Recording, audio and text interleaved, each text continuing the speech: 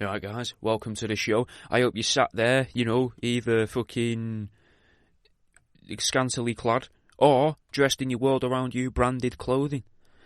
If you're not, go to worldaroundyou.com, order yourself a t-shirt, listen to these shows, and then come back to these shows when you've got your t-shirt and listen to the show in your t-shirt. Anyway, I'll let you crack on with the show. Alright guys, I'm the World Around You, and this is Pause for Thought on Threshold FM. Now, some people say that they've got super strength.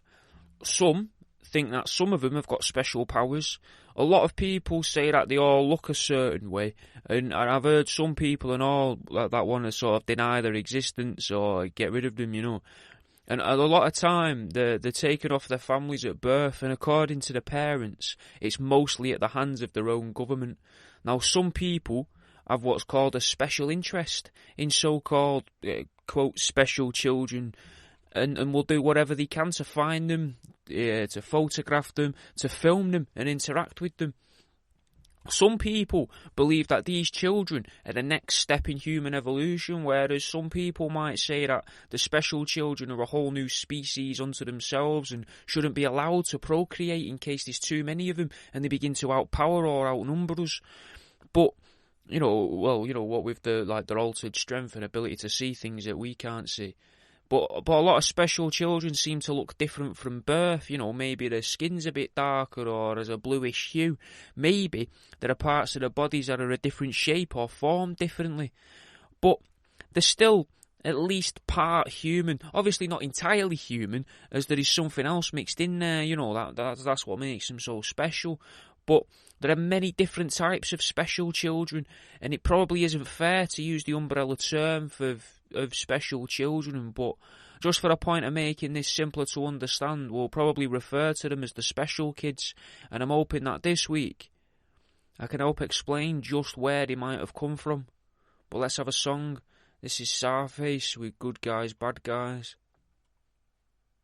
So, the first breed of special child we're going to look into are known as the Indigo Children, and their superpowers include being able to read auras, communicating with the gods and goddesses, angels and archangels, and the ability to do stuff with a person's chakras. Now, I'm not overly sure what a chakra is. All I know about a chakra is from teachings by Ike, where he says that these invisible lizards can grab onto our spines and necks by our chakras and basically use us as puppets. So I don't know if the Indigo Children are using people as puppets or not, but either way though, these things, they're all difficult to measure superpowers. I mean, that is until you manage to separate them all into different rooms and segregate them and ask each of them to read the aura of a person and then cycle more people through those rooms like a really fucked up kind of speed dating night where grown men and women bear their emotional all to a child alone in a locked room. As cameras, record through two-way mirrors and people observe through a separate two-way glass. But what's interesting though is that in one of the videos that I watched about Indigo Children, not where children are filmed through two-way glass, was where separate people described one bloke's aura as the same colour, which did make me wonder if there's a more common aura that is prevalent in people, and that's why they said the same colour. Because, one of them doesn't want to be outed as a fraud, or neither of them want to be outed as a fraud, so they say the most obvious one, say 95% of the population of Earth have an orange aura, then it's safe to say, oh, you've got an orange aura. Whereas if it's a whole spectrum of colours, and even, colours that, if these people can see auras, right, and that means that they can see things we can't see. Why can't they see colours we can't see? So then when they're describing this colour, saying, this colour looks blog, and you're like, oh, I've got a blog aura, but we don't know what blog is. Like, obviously, blog is somewhere between yellow and purple for those of you that aren't in the know, but we can't see that. Whereas these kids might be able to see that. So how do we know when they're saying orange, they're seeing what they think is orange, but to us that could be yellow. So we don't even know if they're telling the truth in that regard because they see things differently anyway. But I don't mean like that. I mean, what if they were just lying, then, or if one of them's lying, say one of them can actually see because 95% of people, just for argument's sake, do have an orange aura, then that means that liars and frauds could come along and be like, well, if 95% of the people have an orange aura, then I can say that most people have an orange aura, and then sort of every fucking 400th customer say, oh, you've got a purple one, that's really uncommon, that. You should buy these crystals off worldaroundyou.com. They're really good for this. They'll help you change your aura colour if that's what auras do. But what if they were actually telling the truth, though, and they could see this fella's orange glow? Like, one bloke even used a camera to be able to take a photograph of it, and that was orange as well. So that there must have been some truth to it. But that guy did also ask the guy, what's your favourite colour, by the way? And I think the guy said orange, and then he took a picture of him on what looked like an old, out-of-date, possibly broken camera, and then the guy had all orange around him. So that guy might have been a fraud, he might not have been an actual Indigo child, though. Now, you might be wondering where these powers stem from and all, and according to the parents and to the children and young millennials themselves, it's because they're able to operate on a different vibrational frequency or a different emotional frequency to other people, allowing them to interact with things that regular people can't even fathom. Now, some psychologists, though, who regard themselves as scientists, seem to believe that these people are simply exhibiting untreated ADD and ADHD. But now, I've known a lot of ADHD people, innit? A lot of my friends through my life have had ADHD for some weird reason, and we seem to get on with each other quite well. I don't know why. But none of them have ever spoken to me about seeing gods or angels or auras or out like that. None of them. So to me, it seems like scientists are trying their hardest to explain away something that the masses stay oblivious to it. Because they've said that, they've just got ADHD, when in actuality they're actually Indigo children who are seeing auras and that. But because they may have some things that are similar to ADHD, in the same way that cancer might not always be cancer. Cancer could be something that they don't know what it is, but the doctor doesn't want to say, I don't know what it is that's wrong with you. But the thing is, acts like cancer, but when they test it, it's not cancer, but it's going to treat your body like it's cancer, so they just go, it's cancer. In that same way, that's might be what they're doing with kids that they think have got ADHD, but actually they're Indigo children. Just on a hunch, just as a guess. Now, that's not grounded in any scientific research or anything. That's my idea of what they might be doing to try and explain it away, to stop people thinking that these other types of humans exist, And why would that be? Well, what if it's to try and attack these new creatures, these advanced humans? The very thing, Indigo children, right, and special children could be the reason why we have the uncanny valley affecting humans, right? We've evolved to be able to notice vampires and stuff amongst us, and shape-shifting aliens when they first came here because they weren't quite good enough at turning into what looked like humans. But now they've gotten really good at it. So now we have to use science, or so quote-unquote science, people with books basically and a lot of time on their hands, in order to be able to convince people that these things don't exist. And the people with these books probably are the vampires and the monsters and stuff. But now in like a weird sort of double bluff, instead of them grouping together and working against the humans, or even grouping together and working alongside humans like either side of the mutant wars in X-Men, what if it's more important to keep these people limited, segregated, relegated to the realms of obscurity?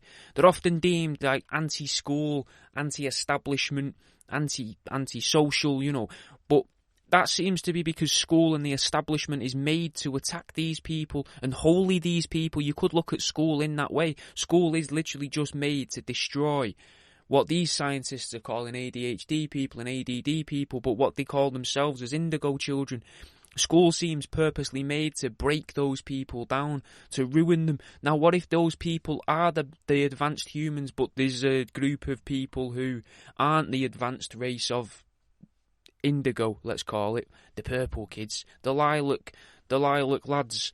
What if they're not a part of that group and they're like, well, we can't let them rise up?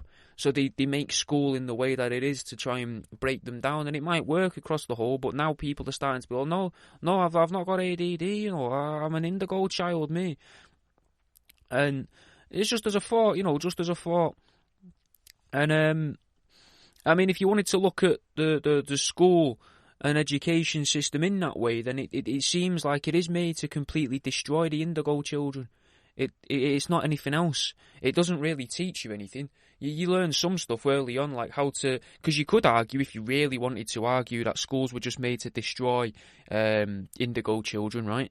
You could argue that everything they teach you early on in school, like maths and English and how to, or maybe Spanish if you live in Spain or something, Spanish and maths, or, whatever native language, whatever language you're listening to this in, after the Greys have used the perception filters to filter it through your brain so that you can hear it in your mother tongue. Because I'm not actually speaking Spanish, which will blow your mind, but that's just going to sound like I'm not. If you are hearing this in Spanish, you're not going to hear me saying, I'm not saying this in Spanish. You're going to hear me saying, I'm not saying this in English. Just in the same sense as the English people, when they're hearing this, as hearing me say, I'm not saying this in Spanish. Do you know what I mean? You've got to be aware of these things, innit? But you could argue that the things being taught in school, like maths and your native tongue, they're only teaching that to little kids so that they can then use that as a system of indoctrination, so that they can use the written language that they've taught them to be able to teach them other stuff out of books that they've written in that language. Now I'm putting it to you that we may not even need that language. If Indigo Children truly are the future, as many songs may have suggested, then possibly they're able to get all of that information as some form of system of transference and just be able to fucking hum it at each other or something. I've not gone into masses of detail here about how they communicate and stuff. They seem to actually just communicate like regular children, just with a little bit more energy and a bit more oomph about them. But what if it's not just schools that have been made to destroy the Indigo Children? What if it's the entire world as we know it, though? Like the whole world. Like, what if these special children, right, are actually huge in number and not as rare as once believed, right?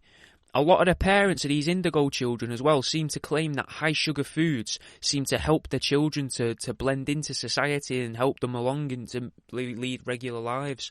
And to be fair, right, a lot of these children I've seen were in America, and a lot of the sugar in America, as far as I'm aware, comes from cornstarch or corn syrup. And we know who gave the Americans corn, don't we? Fucking go on. I'll let you say it along, and if you're playing Parallax's World Around You's bingo, it should be on there. It's Quetzalcoatl, mate. The ancient god of the Americas. And he gave the knowledge of agriculture, that came from him and all. The serpent god, if you want to call him that. So what if the reason why corn was given by this alien is because it would be able to fuel the future generations of half serpent, half human children? This might seem like I'm about to rattle off about reptilians again, and I'm going to try and stay away from that because we keep going into the reptilians every week at the minute, and I'm trying to get away. But in actuality, what I'm going to do is I'm going to talk about the Greys instead. Now, these serpent beings are also called the Chitahari, which are often associated with the Greys, the extra-dimensional entities that these very children claim to be in communication with, the angels. So, what if these Indigo Children who are talking to angels, taking part in communication with the angels, only exist because the Greys, or the Archons, as they might like to be known, maybe they just like to play with the food. Because these kids have an ability which allows them to tap into other people's emotions, and that could make them very emotional and all, meaning they're a richer food source for these creatures. But in another way, they could be very useful to the so-called angels, gods or goddesses, Maybe they're the bloodhounds of the Greys, like in the same way that a posh guy will use a couple dogs to be able to sniff out a fox in a woods. When they go down to the woods on the back of an horse with a fucking shotgun and a fucking brick on a rope, and they start trying to bash foxes over the heads, and or the same way that maybe a Scottish person, I think, is it the Scots that go badger baiting a lot still? It might not be, but whoever goes badger baiting, in the same way that when you go badger baiting, you use a dog to maybe sniff out a track for a badger and that, and you're like, right, there we go, that's where the badger is. They may be just using these emotional children like that as well to sniff out certain auras, certain emotional frequencies. A lot of the Indigo Children are creatives and artists too, and art, right? apparently is all about getting a reaction out of people. So maybe they're also like the bush beaters and the bloodhounds bred into one, like fucking werewolf children, mate. Metaphorical werewolves, metaphorical dogmen, where these kids have been bred to be half bloodhound, half young posh child with a stick, right? Bred together, but only metaphorically though, only metaphorically bred together, because in actuality they're actually half grey, half human, more than likely. Maybe at a push half mantid, half human, but metaphorically they're a dogman, they're half dog, half posh person. And so that they can smell the auras of these people, point them out, and maybe even bring them all to a room and then cause them all to rile up a little bit, so these invisible monsters can just sort of slurp out all the emotional goodness and drain these peoples of their life energies and that, you know. Making them, right, that makes them the perfect hunting tools for these creatures that feed off human emotion. They're able to sniff out the sensitive people and also provoke them into reacting in a way that appeases the would-be angels that I guess would now sound more like demons, but realistically, you know, in reality, like, what's the difference between the two, you know? Maybe, right, maybe these creatures are growing a bit out of hand though, and producing too many of these indigo children per capita, meaning there's huge packs of bloodhounds and less to actually hunt. Maybe that's why they're trying to make government officials cut down on sugar and making sugar more expensive, a means of making these people that are prone to strong emotional powers experience them more. Maybe Quetzalcoatl was like Mufasa from The Lion King, in the sense that he was a good leader and looked after his plane of existence whilst also eating from it and that. You know, he ate the zebras and that, but he also looked after them. Whereas the new ethereal leader that we've got above us at the minute is more like Scar, who just wants to kill and eat everything and isn't a fair leader at all. And if you want to hear more on that, listen to my Lion King episode. But it would be difficult to work out who the new leader of these ethereal entities actually is, though, because they don't seem to present themselves. We can't physically see them or find them or know who they are or even be 100% sure they exist, which adds to the theory, right, that they must be some form of shadowy creature. Now, some of the evil psychologists that are obviously on the payroll from these shadowy creatures, after attending their schooling systems and falling down the indoctrinational rabbit hole that seem to claim that they're leaving these children, these indigo children, and that means that, you know, they've not given them, in the psychologist's eyes, the correct care, you know, and categorization. Now, apparently that creates narcissists, according to these, which is just another pigeonhole term possibly made by these evil psychologists, you know. But the indigo children aren't the ones that are lording it over people. Indigo children on the whole seem to really want to help people, whereas psychologists want to categorize and belittle people just because they've got a collection of letters that get written down after their ex-husband's surname, whereas the letters they want these children to have written after their names will be just fucking separated with a comma instead. Not all the psychologists, though, not all of them seem to believe this. There was at least one that I found that seemed to believe in the indigo children, and her name, right? Her name was Nancy, right? But then that kind of makes me think of Nightmare on Elm Street. Freddy was always after Nancy, right? Always trying to attack her. Freddy was a demon in the end, and a creature that resided in the other dimension that grew stronger the more he was believed in. And Nancy always knew he existed, but Freddy didn't like that. Now, you could imagine that Freddy is the extra-dimensional entities that we discuss regularly on this show, whilst the dream state is the belief in mainstream science and history. The indoctrination, and Nancy is the person who's working to try and break the indoctrination. So of course Freddy's going to try and kill her, or at least try and make her stay in the dream world, the world of science. Let's have a song. This is Smart Went Crazy by Atmosphere. Just a minute, guys. I just wanted a little calm advert for you, a little calmer advert. And if you're like me, a pseudo-intellectual, what you might enjoy are my books. You've got Uneducated Guesses, where I found a load of big words I don't know the meaning to, and then tried to work out what they mean by breaking down the syllables and drew an illustration for each one. You've got How to Date an Antique Table, A Lover's Guide, which is a book that will tell you how to get your end away with an antique table, complete with how to find an antique table, where to take an antique table on a date, like you could take it dogging, you could take it to the cinema, you could take it for a picnic, and some chat-up lines as well, like, I know I'm drunk, but you look absolutely canted. And even then, you got some pictures in the back of some of my taxidermy and that as well. And you've got my third book, More You Know, which is a book of very well-researched fake facts. Just a book of lies, basically. And some of them were suggested, as in topic-wise, were suggested by some of the people from TikTok. So you might, even if you took part in that, you might even have your username on the first couple pages of that book. Anyway, if you, like I say, if you're enjoying these, you might like the books. And you can get access to the books through Patreon or through my website. Or fucking let you crack on with the show, guys. So, Indigo Children, right, they're believed to be humans, a sort of improved human. But what about people with more physical superpower, like that Chinese lad that could see in the dark? Now, according to his headmaster at school, he used to squint in the sun, which the headmaster thought was very unusual, which might be a trait of the Chinese that I wasn't aware of. Maybe they don't usually squint in strong sunlight, I'm not too sure, but that got the head teacher curious, so he started talking to some of the other little boys that hung around with this kid, and found out that the Chinese lad could actually see in the dark.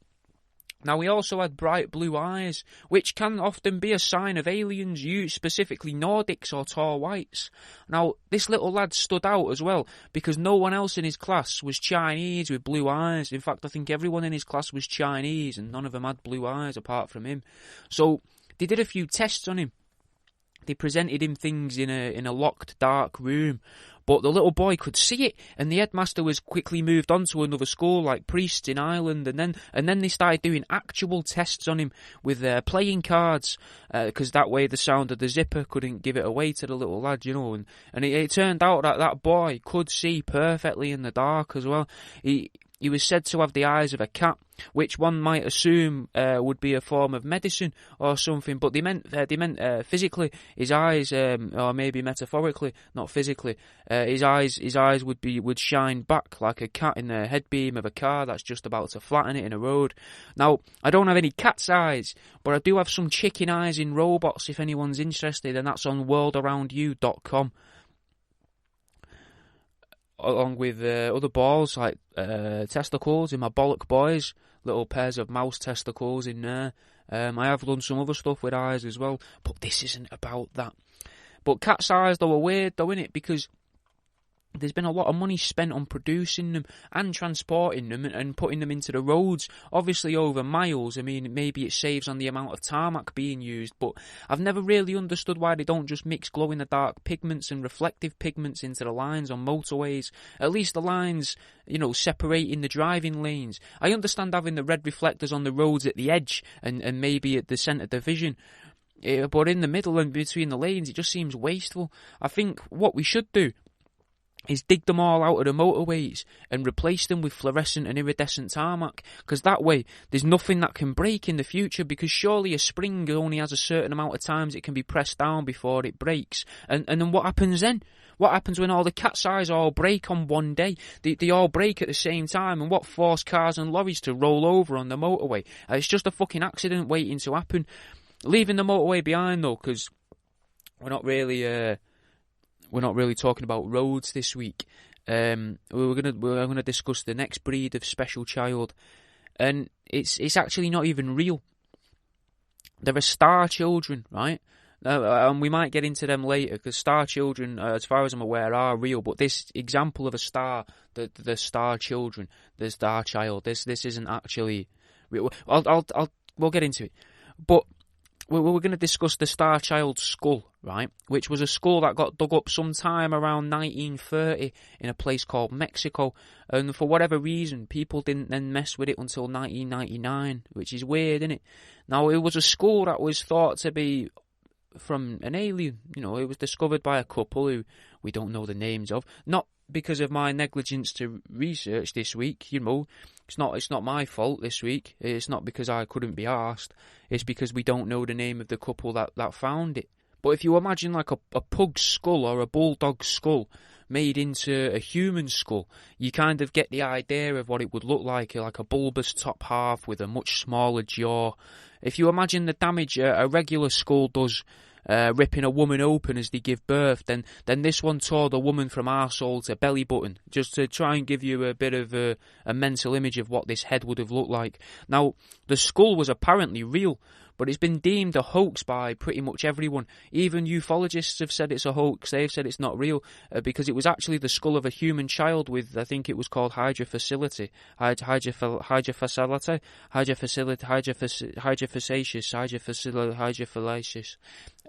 got it written down here, but I don't think I've written it. I don't think I've spelt it right. Hydrofacialis.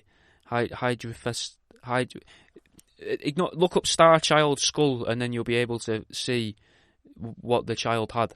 It was something along those lines. I'm not overly sure what that is, but because it's irrelevant to the investigation that we're taking part in here, because it's a person and it's not an alien. So it's just a human. That's just a regular person who was born a bit different. That's not the same as a Star Child. It's not the same as an Indigo Child. They're human hybrids. This wasn't a human hybrid, this was just a human. What's interesting, though, is that this kid's skull wasn't messed with until 1999, and it wasn't properly publicised either until about 2003. And if you're into your ufology, that time period's quite significant, because late September, early October of 2001 was supposed to be a sort of disclosure about the different species of aliens, but someone decided to blow up the World Trade Center so that the event couldn't go ahead, and it made it so that the people involved couldn't travel to the event at all, potentially, and that event couldn't really go ahead because the Western world, or at least America, was on high alert. Now, that event supposedly got pushed back a couple times, till eventually it was pushed back to 2003. But this just gave Stephen Greer more time to research things and fund things, except it now became increasingly difficult to fund the necessary scientific experiments, because this seems to be where science got infested with scientists rather than actual scientists, people that wanted to further a doctrine rather than actually investigate things, They try to tell us that a scientist is a smart person, innit? And then in the same breath, they try and tell us that a scientist wouldn't accept money to test the DNA of discovered creatures in the remains because it might affect their standing in the scientific community. But if a scientist was so sure that the remains would just be human, then that means surely they would accept the fucking massive amount of money that they'd be getting paid so that they could then fund what it is they wanted to discover or create. Be it a redunkable digestive that you can dunk twice, maybe, or something a bit more sinister like a disease that only affects blind children. Either way, it would be their money, to do with as they please. Maybe they don't want to affect the blind children. Maybe they don't want to spread a disease that only affects blind children. Maybe they just maybe they wanted to put something in the water in Canada that made every deaf girl limp. Who knows? But they could have done that. They could have made the money to work towards their goals. But they didn't. We're being told that they didn't know. They didn't want to do that. Instead, they claim they don't want to be involved in trying to prove or disprove the existence of another species of humanoid creature. And why might that be, mate? I put it to you, dear listener, that it's because they already know the answer. Because it's written down in what we're taught, textbooks, but that's only what they are to an outsider like you and me. In actuality, those books are nothing but scripted answers and responses. These scientists would probably rather spend their time developing new ways to get cancer into people, or devising new psychometric questionnaires so they can make up new categorizations so that everyone's still just a human with ADD, a human with bipolar, a human with 3 arms, a human with depression, a human with PTSD, a human with the ability to see in the dark, but nevertheless still just a human, not a new creature that's since evolved from a human. Now, I say all that because it seems like the Star Child skull was sat on by the media and corporate elites until someone decided to go public with another discovery. The discovery of a 6-inch tall humanoid that was discovered mummified out the back of a church. Now, what we know about this is that it died at about 6.5 years old, thanks to a person who was interested in actually finding out the truth, a scientist rather than a scientist. Another person who was interested in finding out if it was real discovered that it contained some human DNA, but there was something else present, meaning that this was the first documented evidence, at least public evidence, of some form of human hybrid. and it was mummified as well, so it's got to have been there for a while, meaning that now they might have been able to make them live a lot longer than 6.5 years. Now let's consider that a lot of churches were built ages ago. Now that gives loads of time to improve on the formula, especially for something with the capabilities of producing completely new creatures. Now they obviously already had some form of advanced science compared to us because they could do that, so who's to say they wouldn't be able to fine-tune it in the 600 years that we've been building churches for, at least. But this discovery was overshadowed by the whole Star Child skull at the time, and all the uproar it caused because it was a hoax seemed to just kind of turn people and the public off the idea of aliens and alien-human hybrids, making it even harder for people to accept Stephen Greer's work as genuine. And let's have a song. This is Consequences by Shotty Horror. Let's have another song. This is Royster 59 with Blow That. If you're struggling for like a Christmas gift or something for someone and you're thinking to yourself, I think a pair of mouse testicles or a love heart full of mouse intestines might be a bit strong for them. And whether it's for Christmas, birthdays, a late Valentine's Day gift, Mother's Day, or just, to show someone that you actually think about them. What about a shirt, mate? Like, as I'm recording this, I'm sat here in my shirt, which is a blue tie-dye shirt with a dead fox's head on it, wearing a safety helmet, a high-vis jacket with a fag in its mouth, chuffing on a fag, so that's an idea for you, 25 quid. There's rat people on shirts, there's rat people on canvases as well, some of my favourite rat people I've made so far. One of them shagging a Barbie doll, if you're into that, or you think your friends would be into that. They're $19.99, or you get them a bit cheaper if you've joined the Patreon and you use the discount code on the Patreon. There's other shirts though as well. There's a Get Your Rat Out shirt as well. There's all sorts, mate, all sorts of shirts and stuff now. Fucking rabbit toasters and that as well, mate. Even rabbit toasters on a mug. Go and fucking have a look, mate, but, fucking finish the episode and that first. Or have a look whilst you're listening to the episode, fucking double down on your world around you intake. Fucking, I'll let you crack on with the show though. Now, I know that some of yous might be wondering why I brought up an example of something that the evidence of it went against it. A suggestion of something that wasn't true and something that was. And it's because I thought it would lead kind of nicely onto this next guy who I read about in the paper. A bloke called Stan Romanek. He is a convicted paedophile and self-confessed alien abductee. According to Stan, he's been abducted loads of times by aliens, which has led to him fathering at least 9 children off-world in a spaceship with another human woman.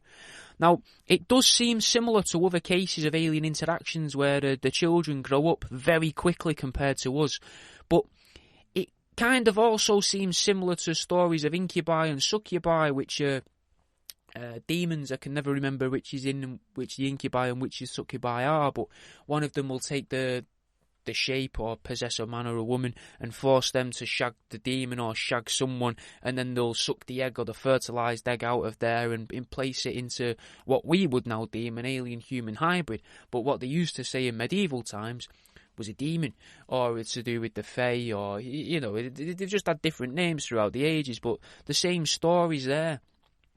Now, the children are a product of what is referred to as him, with not like a capital H or all like that. I'm not saying he's God. I mean, they refer to him as the Star Seed, capital S.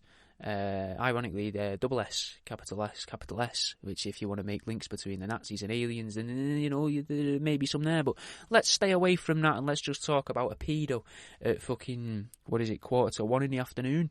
It's I mean, I'm hoping that's a good little time check for you now. It's currently 1:42. 12:42.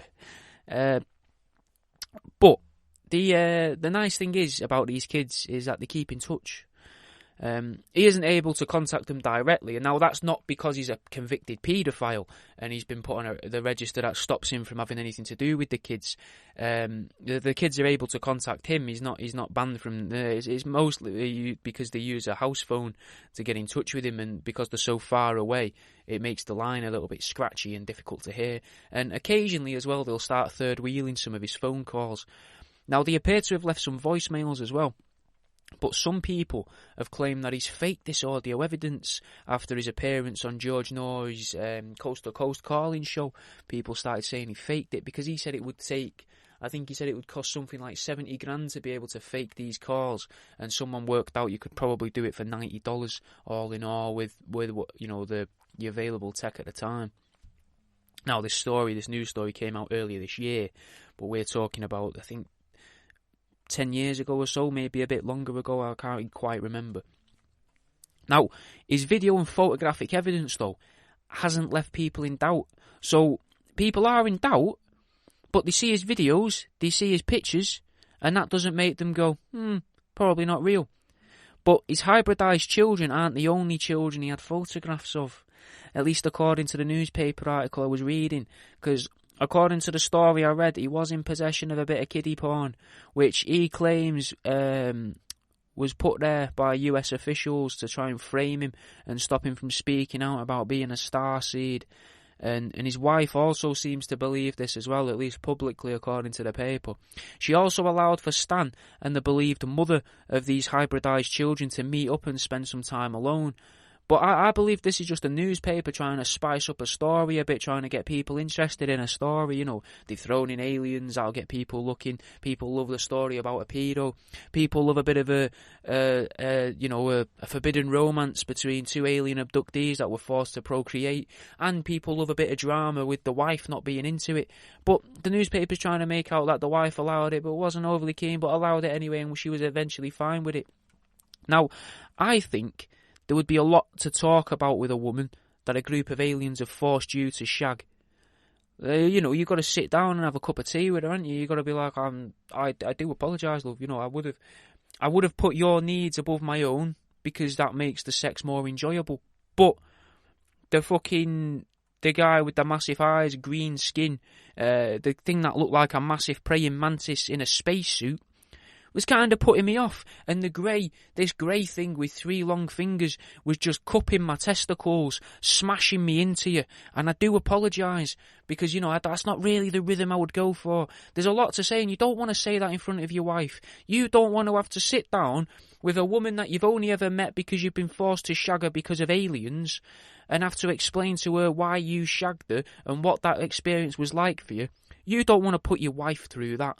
So I don't think it does spice up the story, but I believe maybe the newspaper was trying to spice up the story, you know. And he obviously had a very loving wife, it seems, from what I've read. Now, this suggests to me that the old, let's call it the he's a pedo card, gets used a lot by officials in order to turn the public against someone. It's a hard thing to forget in the eyes of the public, innit? It's the eyes of the public, you know, you can get, you know, people reading the newspaper and, oh, so-and-so shagged his brother's wife, oh, so-and-so robbed a car, oh, so-and-so's addicted to cocaine. People will be like, oh, what a guy, you know, oh, we've all been there. Soon as the newspapers start going, this guy's a fucking pedo, this guy sticks his finger and other things up little boys' bumholes, people start going, whoa, fucking get rid of him. And, you know, rightly so, no one likes a pedo. A lot of the time it seems like even other pedos don't even like other pedos.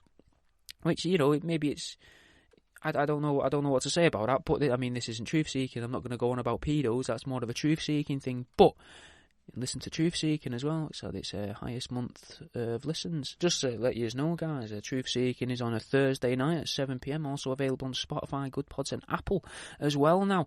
But, getting back to the pedo, by saying he's a dirty pedo, like a bunch of school kids in a playground, which ironically would be a really good source of information to find out if this guy was actually a pedo, but in the same way that the kids in a playground would go, you know, take the piss out of someone's dad, you know, or the mum are going,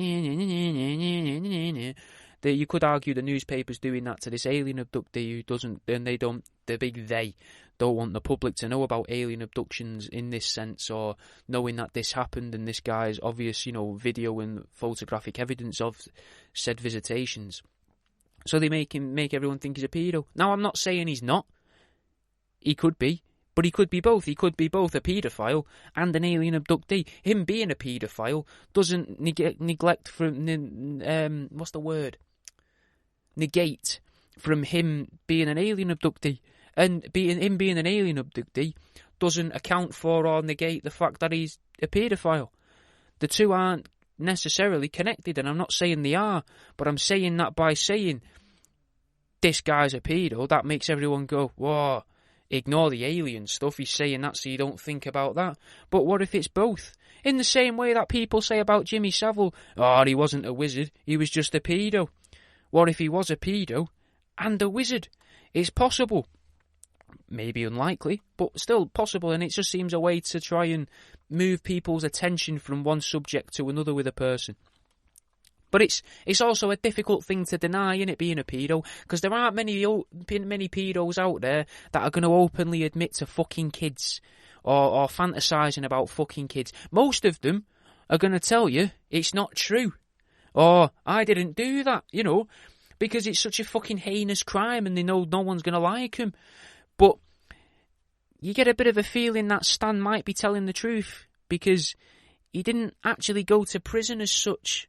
He was put in what's called a halfway house and made to register as a sex offender, yeah, but he also missed all of his relevant court dates. Now, it's not said if he missed them because he was on a spaceship, I'm not overly sure. At least according to the paper, they say he missed his court dates, and because of that, they added an extra 10 years of so-called supervision to his sentence. Yet, later in the story, it suggested that he tried to talk about his alien encounters in court, but the solicitors wouldn't allow him, claiming it was irrelevant. Now, he's written a few books as well, and there's even been a film about him, so that means that, potentially, we could see an Epstein film in the future, because he was also a paedophile who managed to evade prison time. But in the Epstein film, we'll probably get a much higher quality of cameo in the castings, I would have thought, rather than just like Jim from down the shop. It'll be, you know, various celebrities can come in and be themselves. And I'm not going to say the names of this book or the names of the film about Big Stan, because you know, he's a pedo, and let's not advertise his books and have him making money from it. Now, most of his alien interactions were supposedly with the Greys, but initially, then I read about him. When I read about him, I saw that he was from a place called Loveland. Now, cryptid enthusiasts amongst you might be thinking, oh shit, was it anything to do with the Loveland Frogmen of Ohio? And unfortunately, mate, it's nothing to do with them, because this Loveland is in the state of Colorado. So apparently in America they have a lot of places of the same name. Maybe to just confuse things. Maybe it's so they can compare them and do experiments on these people. Who knows? Now, his first visit that he was aware of was in May 2009. But he doesn't remember making the baby itself. He doesn't remember getting his willy wet, basically. And but a couple of his children seem to have visited him since. One came to his window and managed to leave just a solitary footprint in the snow that continued to go on to repel the snow and eventually grew flowers. And then later in his life, he was at a UFO convention to give a talk, and a weird little girl came up to him and gave him flowers, saying, "Daddy, I love you." Saying, "Dad, I love you, Daddy," and ran away. Now, that's the only true face-to-face interaction, if you like, but there was another exchange that took place over the phone whilst he was talking to his mate called Heidi. I don't know what an alien would sound like.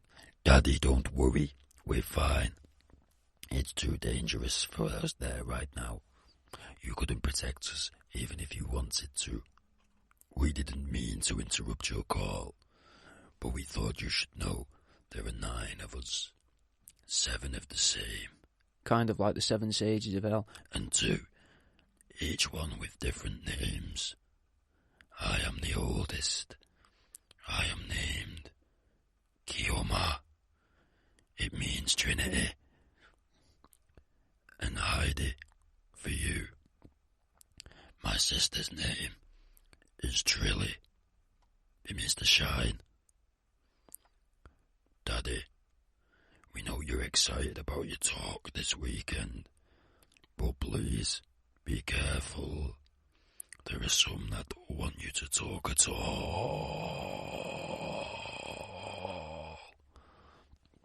Obviously, and he fades off into the distance like a fucking ghost, you know, and all at the same time.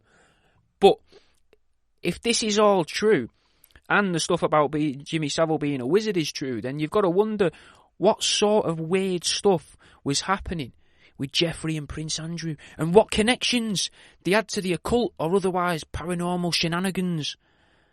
But that's all I've got time for this week, guys.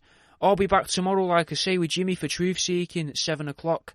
And there's fucking loads of new stuff on my website, shirts and hats and that, just in time for Christmas. Fucking go and give them a look. I'll fucking see you in a bit, guys. Thanks for listening, man. If you enjoyed the show, you should probably go and try Truth Seeking. That's TROOF Seeking, as in like SEEKING, not like a fucking type of helicopter. But it's me and Jimmy Budd, a comedian from the UK. From England, like me. Don't know why I'm saying it like that. Either way, though, go and fucking have a listen. You can find one or two in the feed for this. There's the Crop Duster, but there should be, by the point you're listening to this, at least 15 episodes going out for Truth Seeking. So you might enjoy that, mate, and fucking leave a review on here and that. Leave a comment if you've watched it on YouTube. And if you do have YouTube as well, you can actually watch some of these. You can have them playing on a loop with my cartoon playing on a loop whilst you listen to 4 or 5 episodes of it. So, maybe throw that on at night time or something. Because that might help as well, because that might mean I can eventually monetize my YouTube. Anyway, fucking thanks for listening, man. I'll see you in a bit.